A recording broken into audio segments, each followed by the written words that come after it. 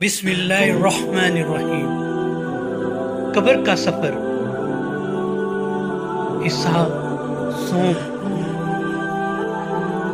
اگر اچھے ہوں گے تو تم یہاں بھی آزاد اپنی مرضی سے یہاں کی زندگی گزارو گے، اور اگر اچھے اعمال نہیں ہوں گے تو پھر ہماری مرضی چلے گی۔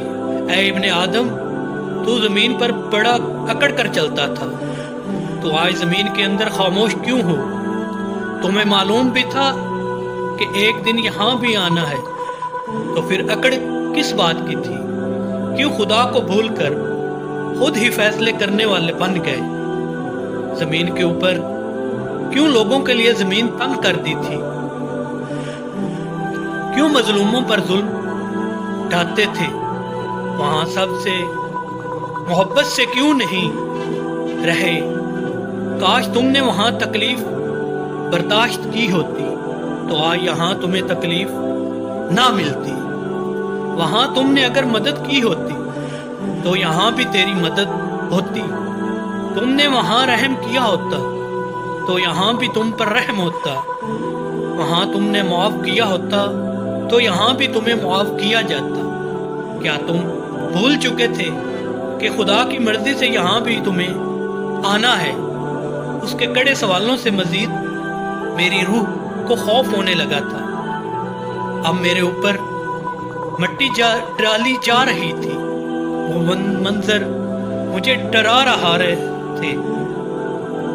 میں چیخ رہا تھا، میرے پاس کھڑے اپنوں سے چیخ چیخ کر کہہ رہا تھا کہ خدا کے لیے مجھے یہاں تنہا نہ چھوڑ جاؤ۔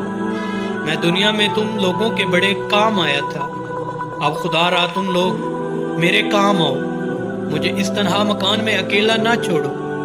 مجھے وحشت ہونے لگی ہے اندھیری قبر سے، کوئی بھی میری منت نہیں سن پا رہا تھا۔ سب جلد سے مجھے دفنانے میں لگے ہوئے تھے۔ میری قبر پر مٹی ڈل چکی تھی، سب مجھے دفنا کر اپنے گھروں کو لوٹ گئے۔ اب میں اس قبر میں تنہا تھا۔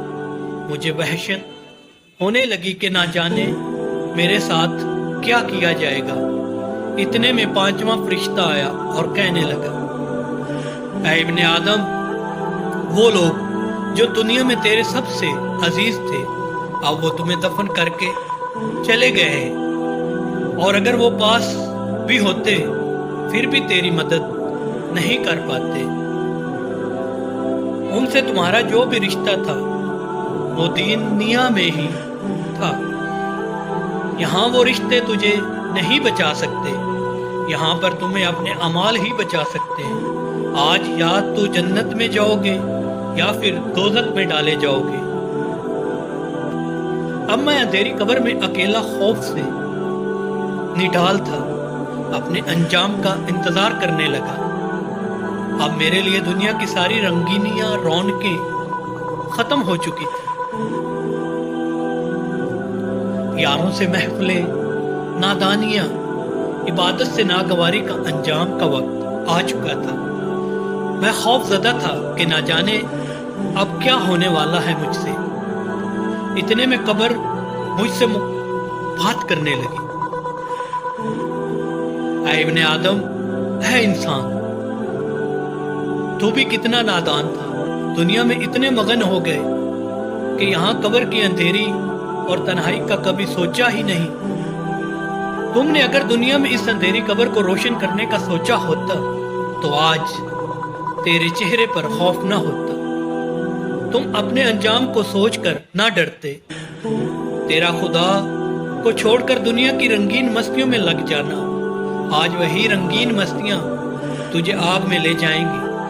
تم نے اپنے لیے دولت جمع کی اور ساری زندگی کرتے رہے، سال میں ایک بار بھی زکوٰۃ دینے کی زحمت نہیں کی۔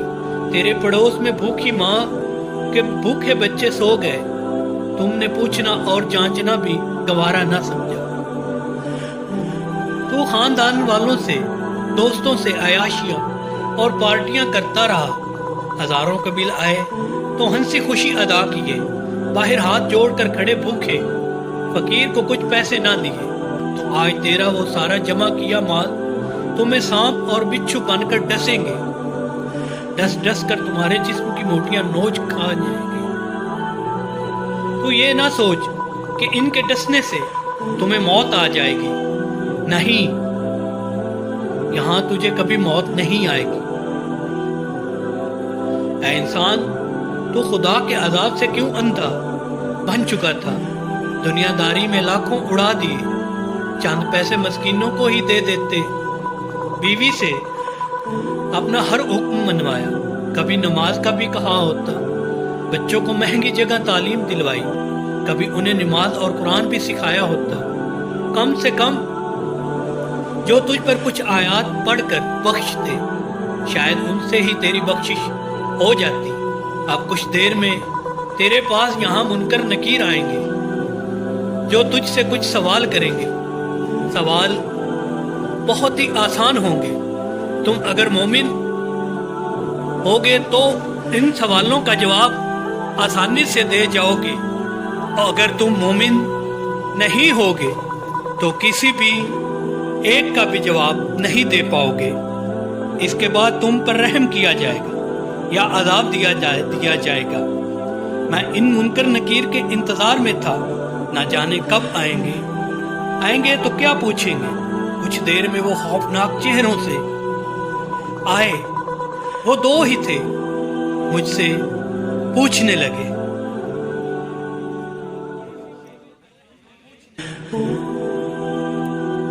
ये खौफनाक मंजर अभी तक जारी है। अगर वीडियो अच्छी लगी तो बराए मेहरबानी मेरे चैनल को सब्सक्राइब कर दें, वीडियो को लाइक करें, कमेंट्स करें और अपने दोस्तों में शेयर करें, और घंटी का बटन दबाना बिल्कुल भी ना भूलें ताकि मेरी आने वाली वीडियो आप तक बर वक्त पहुँच सके। तब तक मिलते हैं इसके अगले हिस्सा के साथ। अल्लाह हाफिज़।